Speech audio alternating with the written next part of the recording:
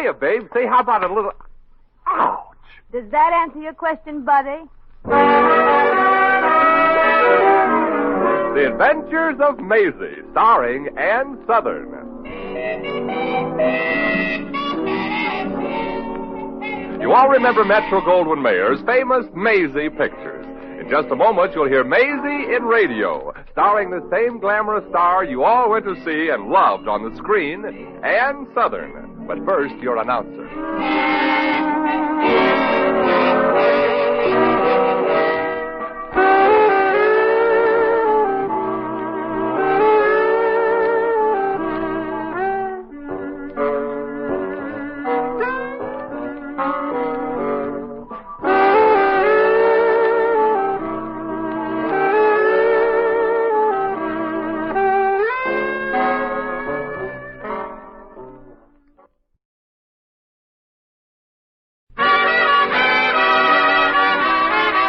Now here's Ann Southern as Maisie. Yep, I'm Maisie, like the fellow said, Maisie Revere. I'm a gal that knows most of the answers because, believe me, I've been asked most of the questions. That's why maybe when I met Eddie Jordan, I knew it was the real thing. Eddie and me, we've been engaged a long time now, but we can't get married because Eddie's income ain't been coming in steady enough. But now he's got a good job in a bank. In the interest adding up department. Right now, I've dropped in on the bank to see how he's getting on. And also, since it's my birthday next week, I'd better start dropping hints about a present. Because with Eddie, you gotta get to work early. 68 times 10 is 680. 9 into 34 doesn't go. Well, try again, Eddie. Maybe it can. Maybe it can. Maisie! Hello, darling. Don't mind me. Just go ahead with your work. I'll just watch. Sure, honey, but the boss, Mr. Gillespie, doesn't approve of we clerks working to an audience. I'll see you tonight. 9 into 34 is... Eddie, I just dropped over to tell you don't really have to. 3, don't have to what?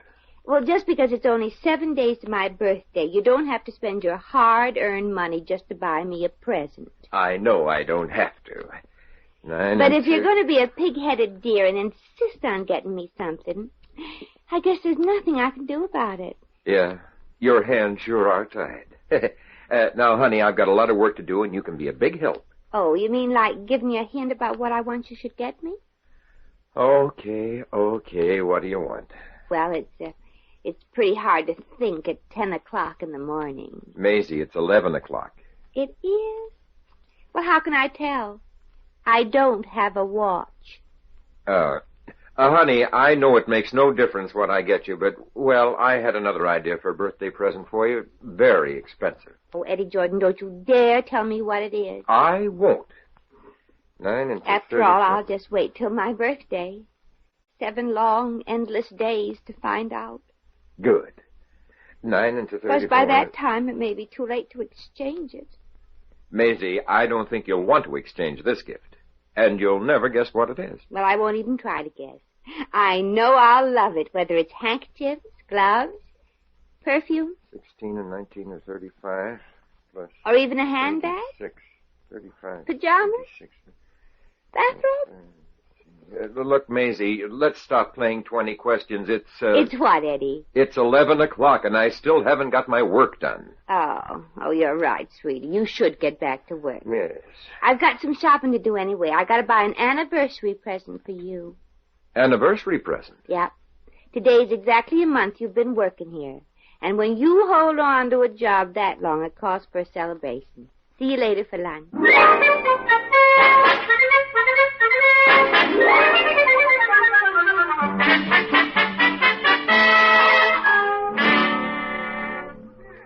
And you really think my fiancé, Mr. Gillespie, would like this gold cigarette case as a gift, Clark? Oh, he should, Miss Cavendish. It's positively dreamy. I don't know. After all, Mr. Gillespie has very expensive taste. He's a bank president, you know. As I know. But he'd just adore this cigarette case, Miss Cavendish. It's the most expensive one we carry. Mm-hmm. Well, then I think I'll buy it. Put it on Mr. Gillespie's charge account, will you? I shall take care of it immediately, miss. Just as soon as I wrap the gift Mr. Gillespie just bought here for you. For me? Oh, Well, I do hope the dear, impetuous darling didn't go utterly off his conk and buy me something silly. Something I couldn't hawk. Hardly, Miss Cavendish. Well, I just know I shouldn't even give you a teensy-weensy peek at this gift. If the floor walker caught me, I just know it might mean my carnation. But I just can't resist showing it to you. Weak-willed one, aren't I? All right. Give with a gift. Oh, at once, miss. There. Yummy, isn't it? Oh, it knocks me out. A heart-shaped pin encrusted with diamonds, rubies, and emeralds. Pounds and pounds of them. $10,000 it cost, Miss Cavendish. And you'll just drool when you see the inscription on the back. To Lamekins from her babykins. Oh, the dear, dear boy. After him giving me an expensive gift like this, I'll have to get him something else besides just the cigarette case. Oh, but yes. Clark, where is your tie department? Third aisle to your left, Miss Cavendish. Oh, pardon me, there's a customer at the other end of the counter. Yes, miss. Something for you today? Oh, yeah, I'd like to buy a cigarette case for my boyfriend. I think I'll take one of those cigarette cases over there. How much are they? $320. I'm just looking. Oh, Maisie. Oh, Merton, what are you doing here? I got wonderful news for you, Maisie. Gosh, ain't it exciting? I'll have to take your word for it, Merton. What happened? Well, I was home in our boarding house, I was taking a bath, and the phone rang. Naturally. And when I answered the phone, it was for you. Guess who it was. So I told the party you weren't home. Well, that was quick thinking, Mert. Who was it? None other than the famous glamour girl of pictures, Mona Cavendish. Well. Old live bait herself. Yeah, she said she was an old friend of yours and that you and her used to be on the stage together. Yeah, I remember her. She could throw a bump right from neutral without winding up. Oh. Mona, Miss Cavendish said she wanted to see you and take you out to lunch today. Did she say who's paying? No, but since she invited you at her suite at the Waldorf, well, I thought a rich movie star No, take don't go by what's on the surface, Mert. Under those stripes, a zebra is still just a jackass, and I know Mona. All she's interested in is money. Do you know how she gets it? Well, is that important, Maisie? After all, that's her business. Yeah. What I read about her business is real good. When she divorced her last 3 husbands, she collected plenty. Oh, gosh, she must have, huh? Lunch at the Waldorf don't cost peanuts. Yeah, but Mona's just inviting me up there to show how wrong I've always been about things. She wants to show off all she's got so I can compare it with what I haven't got. Oh, so you're not going, huh? On the contrary, I am. Well, I don't understand. If all she's going to do is gloat Well, that's at you... why I'm going, Mert. She wants me to drool over her diamonds and furs, and I just can't take that chance away from her. Oh. After all, Mona deserves a little pleasure out of life. She really has so little, you know. Come on, Mert. Drop me off at Eddie's bank. I want to tell him to include me out for lunch. Okay, Maisie. I don't get any of this. I guess I'll never understand women. Well, you're not supposed to, Mert. After all, you're only a man. Am I? Thanks.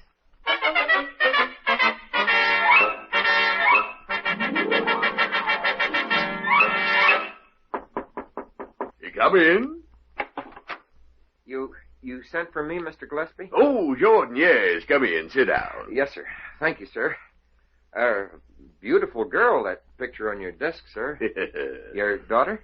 My fiancée, Jordan. Oh, I'm sorry, sir. Hey, Jordan, I have here a very valuable diamond pin that just arrived from the store. I want you to keep it. Oh, that's very kind of you, Mr. Gillespie, but I really It's couldn't. for my fiancée, Miss Cavendish. Oh.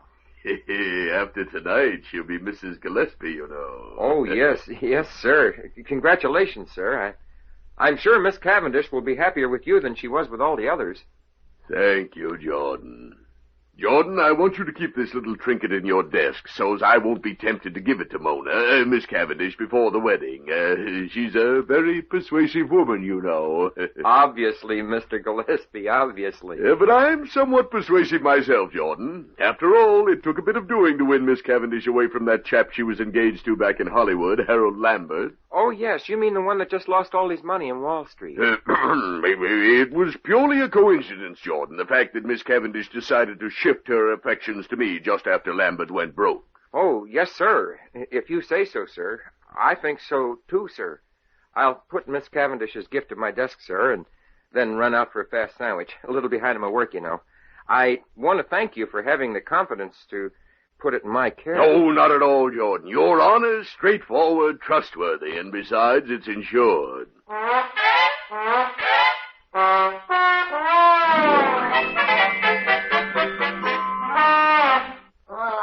I looked all through the bank, Maisie, and I can't find Eddie. Say, maybe he's in the vault. Oh, they wouldn't put Eddie in the vault, Mert. He's a valuable man, I know, but he couldn't be that valuable. Well, you can't wait around for Eddie to show up. That lunch date with Miss Cavendish is for 1 o'clock, you know. Yeah. Well, I'll just write Eddie a note not to wait for me for lunch. Let's see, he ought to keep his pencils in his desk drawer. Oh, but you shouldn't do that, Maisie. Look through Eddie's desk, I mean. After all, you're not married yet. Yeah, maybe you're right. Merton. Hmm? Do you see what I see? What? Yeah, a package, gift wrap. Oh. Say, do you think maybe that's the birthday present Eddie got for you, huh? Merton Fossgruber, if you're suggesting that I open this package to see what Eddie got me 7 whole days before my birthday, I'm ashamed of you. Well, I didn't suggest anything, Maisie. But you're thinking that I should. Why, I'd bet if this present was for you, you'd pick it up and shake it like this. To see if you could guess what's in it. Oh, gosh, it sure sounds expensive, huh? Mm-hmm. I wonder if it's jewelry. Merton Fossgruber, how can you be so utterly curious? Do you really think it is? Who knows?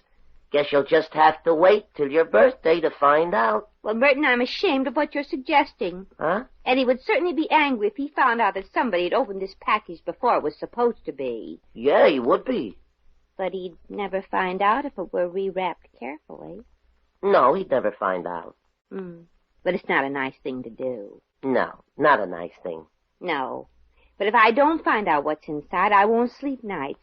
And I'll get circles under my eyes, and Eddie'd be very miserable because it'd be his fault. Yeah. Yeah. He'd start to worry and get sick and wouldn't be able to show up at the bank, and he'd be fired. Yeah. Merton, you just talked me into it. Talked you into what? Opening this package to save Eddie's whole future. Oh, gee, I sure am a convincing one, ain't I? Maisie, I hope you won't be sorry for taking this courageous move to save Eddie's job. Oh, I won't be, Mert. Unless it's something I can't use. Yeah. Wow. Get a load of that pin, Maisie. Gosh, yeah. Just what I just found out I wanted. Wowie. A heart-shaped pin, lousy, with diamonds and rubies and emeralds. Oh, gosh, it must have set Eddie back at least $12. Oh, easy. This here is real imitation, I'll bet. Sure, and hey, look, Maisie, there's an inscription on the inside, from Eddie to you. Oh, to Lammykins from her babykin. Merton, isn't that a... Yeah, and it rhymes, too. Ah. Say, I'll bet none of Mona Cavendish's fellas ever wrote stuff like that there to her, huh? No. Somebody ought to show her what true love really is. Oh, no, Merton, now you're going too far. I am? Yeah, suggesting in your sly manner that I wear this pin when I have lunch with Mona, so as I can show her something that I've got that she'll never have. I suggested you do that? Maisie, I'm a bad boy. You certainly are, Merton. Why, if I put this pin on before my birthday just to show off in front of Mona, Eddie'd be furious if he found out. Yeah, furious. But he wouldn't find out if I got this pin back in the box and all rewrapped before he knew it was missing. Yeah, I wouldn't find out. Merton, you talked me into doing it. Well, shame on me. When I call on Mona, I'm going to wear this pin. For her sake. For her sake? Yeah. The poor kid must find out some way what she's missing.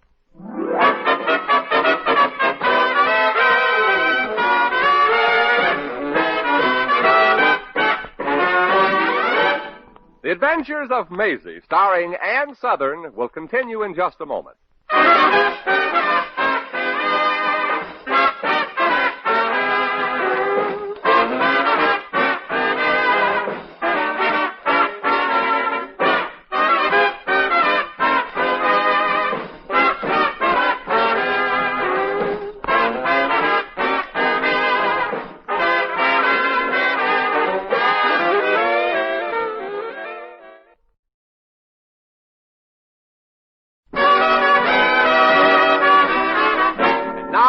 back to Maisie.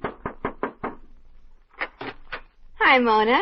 You remember me? Well, if it isn't Miss Hardway of 1945, Maisie Revere. Oh, come in, my dear. Lunch is about ready. Oh, well, thanks, dear. I'm so hungry I could eat a horse. Yes, you always had a healthy appetite, darling. But I'm sorry the Waldorf cuisine is fresh out of horse today. I'm having them send up some roast pheasant under glass instead. Under glass? My favorite dish, darling. Yours, too? Yes. But do let's sit down, Maisie. I'm utterly exhausted. All that traveling, you know. Oh, it must be quite fatiguing, my dear. All those round trips from Niagara Falls to Reno and back. Oh, you've read about my rich husbands, I gather. Oh, yes. And still gathering them, darling. Oh, but of course. My latest fiancé happens to be a banker. Tonight he'll be my husband. Oh, how nice for you. Is he as handsome as that Harold Lambert you just gave the brush to? Oh, no, this one is much older. And he's more the artistic type. Writes a beautiful check. Oh, well, at that age, it's nice if they can do something. Yes. Oh, darling, I wish you could see something. I don't happen to have it here, but my fiancé bought me a gift this morning that will simply knock your eye out. Oh, well, how nice. I hate to do this to you, darling, but my fiancé also bought me a bit of a trinket, and I can show it to you because I'm wearing it under my coat. Would you care to see it? Do I have any choice? No, this is my turn at bat. Look.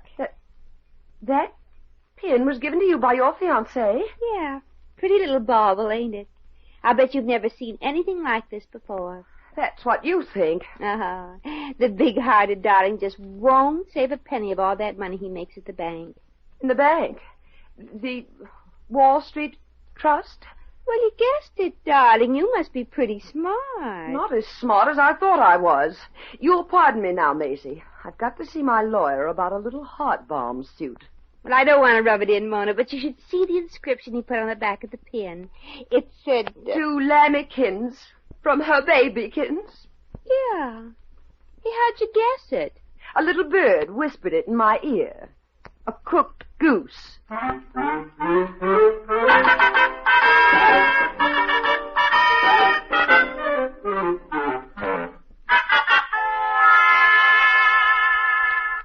You've got to believe me, Mr. Gillespie. I didn't know a thing about it. If there's anything I can do... Would committing Harry-Carry on yourself be asking too much? Gosh, isn't that a little drastic? What do you expect me to do? Congratulate you? Not only did Mona storm into my office and break a golf club over my head, my best putter, but she's also suing me for heart balm and wired Harold Lambert to fly here from the coast and marry her. She's marrying him instead of a banker like you? Yes, and after I'd already taken out a marriage license. Oh, I feel miserable. Yeah, $2 wasted. And at 4% interest, that would be... Oh, what's the use? Get out, Jordan. You're fired. Ooh, just wait till I get hold of that blonde saboteur, Maisie.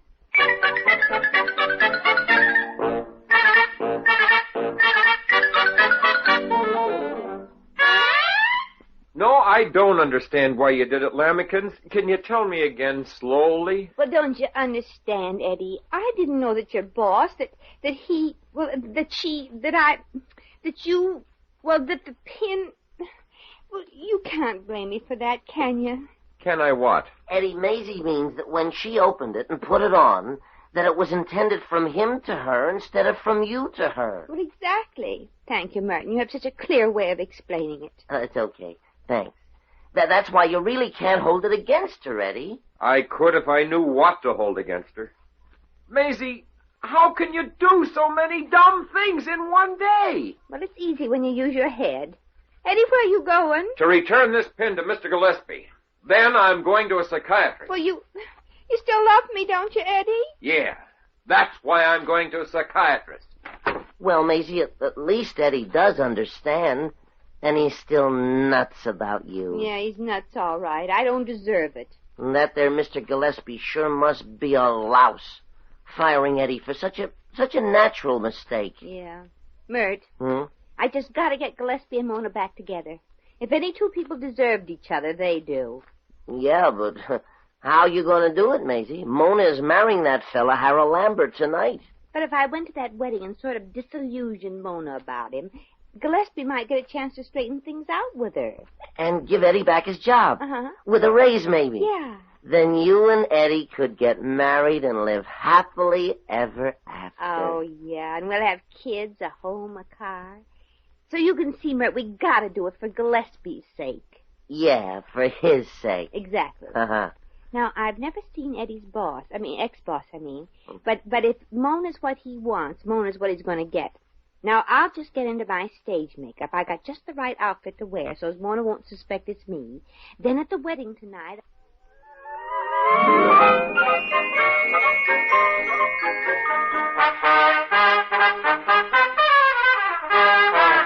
We are gathered here tonight to witness the marriage of, Mona Cavendish. Oh, thank you, yeah. Just can never understand my own handwriting in these marriage certificates. The marriage of Mona Cavendish to, Samuel Gillespie III.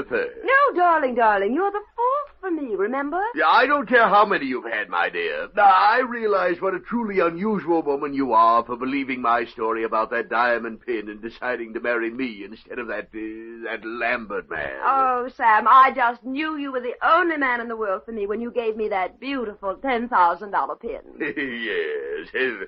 How did you know it was worth $10,000? I had it appraised. Continue with the ceremony, Judge. No. And now, before I pronounce you two man and gold digger, man and wife, is there anybody present who can give just cause for this marriage not be consummated? I do. She does? You do? Say, what is this? Yes, who are you? Don't you recognize me, darling? I'm the wife you deserted 15 years ago. In Pittsburgh. That's a lie. I was never in Pittsburgh. Yes, you were. It was so dark there, maybe you couldn't tell. Darling, is this true? No, I never even saw this woman. Don't give me that. It's never that dark in Pittsburgh. So, Mr. Gillespie, you've deserted your wife already. And now you want to marry another one. Oh, darling, you can't bring home another wife to live with us. We have such a small house. Mona, darling, this is some sort of a joke. Well, if it is, I don't appreciate your sense of humor. How could you even think of marrying me without even getting a divorce? Yes, and giving me enough money to support our Ethelbert. Yes. You have a child? This is ridiculous. If I had a child, would I name it Ethelbert? Besides being cheap, you were also nasty. Well, all this is rather irregular. Are you certain somebody hasn't made a mistake? Yes, I have, almost. Wait, don't go, Mona. Look here, miss. Oh, please, darling, Mrs. Our son, remember? Aha! That's where I've got you. Where is proof? Proof that I'm the father of this Ethelbert. Well, so he wants proof, does he? He wants proof. I said he wants proof. Here I am, Daddy. You're my son? Uh-huh. Well, it could be. He looks like an Ethelbert. Mona, you've got to believe me. I've never been married, so this can't be my son. He is, and I can prove it. Yes, how? Son, tell him. I admit it. Well, that's enough proof for me. I'm calling this wedding off, Sam. Sam? But I thought you... Mona, darling, please marry me just this once. I wouldn't marry you now if you owned all the banks in the world instead of one measly one, Mr. Gillespie. Gillespie? What did you say? I said, no, you staying here, son. Gillespie going. Oh, I'm the one that's going. The next time a man asks me to marry him, I'm going to make sure there isn't any other woman cutting in on my alimony. Goodbye. Well, so that's all she wanted, eh? No, just your money, Mr. Gillespie. Oh, you're a lucky dog to have found out in time. I'm sorry, Mr. Gillespie. I didn't think that... I'm the one who didn't think. Look, miss, I don't know what all this deserted wife thing was about, but I owe you a debt of gratitude. If there's anything I can do to repay you... Well, yes. You can give Eddie Jordan, my fella. We'll give him back his job. Oh, sure. I'll even raise his salary $2 a week. Oh. Well, and one more thing, Mr. Gillespie. I'd like you to talk to Eddie and ask him something I simply have to know. Well, certainly. What do you want me to ask him? Ask him, what's what's he really getting me for my birthday?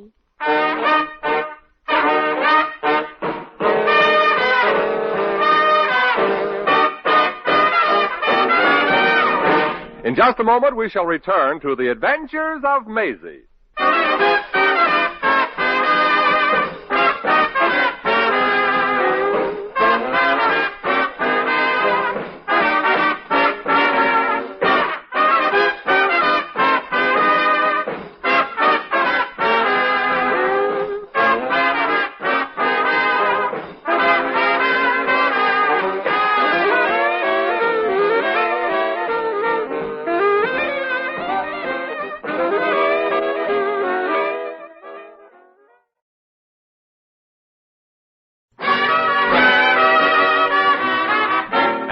Once again, here's Maisie.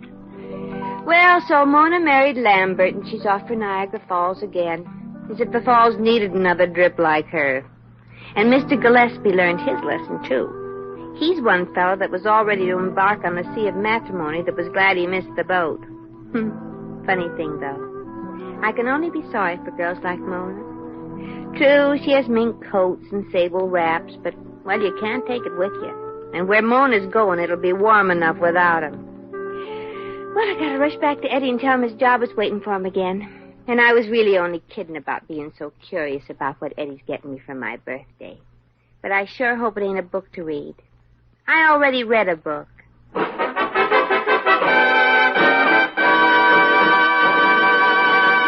You have just heard The Adventures of Maisie, starring Ann Sothern.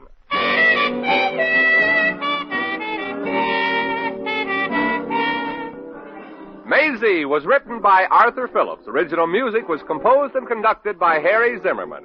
Supporting cast included Pat McGeehan, Joan Banks, Sidney Miller, Hans Conried, and Frank Nelson. Jack McCoy speaking.